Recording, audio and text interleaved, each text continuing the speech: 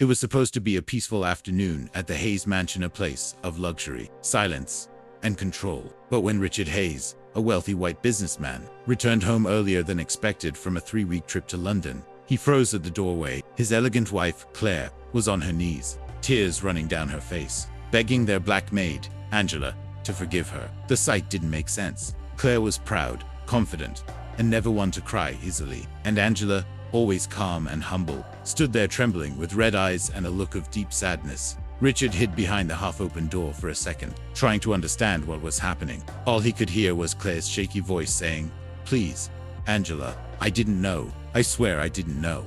Angela turned away, clutching something small in her hand, a silver locket that caught the light. The last time Richard had seen Angela, she was quietly setting the table, always polite, always respectful. She'd been working for the family for 2 years. Claire, however, had never treated her warmly. She didn't insult her, but her tone was sharp, her orders curt, and her patience thin.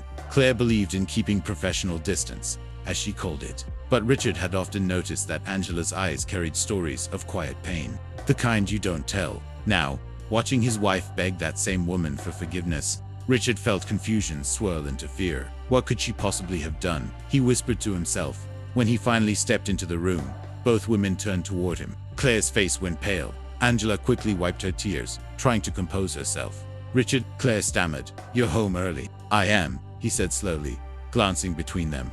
"Care to explain why my wife is crying and apologizing to our maid?" Claire opened her mouth, but no sound came out. Her eyes darted toward Angela, as if asking for permission to speak. Angela looked down and softly said, "It's okay, Mrs. Hayes. He deserves to know." Richard crossed his arms. "Know what?" Angela took a deep breath. "Sir, before I started working here, I applied under a different name. I wasn't just a maid. I was your late mother's caretaker during her last year." Richard blinked. "My mother's caretaker?" "Yes," Angela said quietly. "I stayed with her when everyone else gave up. I fed her, bathed her, talked to her when she couldn't talk anymore. She called me her angel." Richard's chest tightened. His mother had passed away peacefully, but he'd never known who had cared for her in those final months. "Why didn't you say anything?" he asked, his voice softening.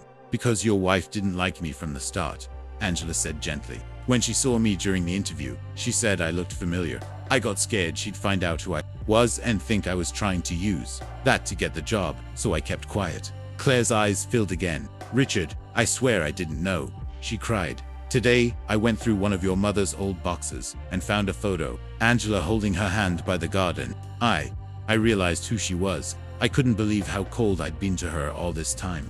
Angela looked away, visibly uncomfortable. "You weren't cruel, ma'am, just distant. I understood. People often look at me and see only what they expect to see." Richard's throat went dry. He turned to his wife. "You treated the woman who cared for my dying mother like a servant." Claire nodded, ashamed. "I was wrong," she whispered. "All those times she smiled at me, helped me. I barely said thank you. I didn't even know she was the one who sat beside your mother till the end." Silence filled the room. Angela shifted slightly and opened her hand. Inside it was the locket Richard had noticed earlier. "Your mother gave me this," she said. "She said it belonged to you, but I couldn't bring myself to give it until I felt it was the right time." Richard's eyes widened as he saw the tiny engraved initials RH on the back. It was the locket his mother had worn since he was a boy. He reached out slowly, taking it with shaking hands. "She told me," Angela continued softly, "that when her son feels lost, he should hold it and remember that kindness always matters more than pride." Richard swallowed hard, looking between the two women. Claire was weeping openly now. "Angela, I've been horrible to you," she sobbed. "Can you ever forgive me?" Angela's expression softened. "Forgiveness isn't hard when someone truly means it. I've seen enough pain in life to know that holding on to anger only hurts more." Richard stepped closer, placing a hand on Angela's shoulder. "You've taught us both something today," he said. "You reminded us that the people who seem invisible often carry the biggest hearts." A few weeks later, things at the Hayes mansion had changed. Claire no longer barked orders. She shared conversations. Angela wasn't just the maid anymore. She was part of the family. The walls that once echoed with cold politeness now carried laughter and warmth. One evening, while sitting in the living room, Claire smiled as she poured Angela a cup of tea. "You know," she said softly, "I never imagined I'd learn the meaning of grace from someone I once looked down on." Angela smiled gently.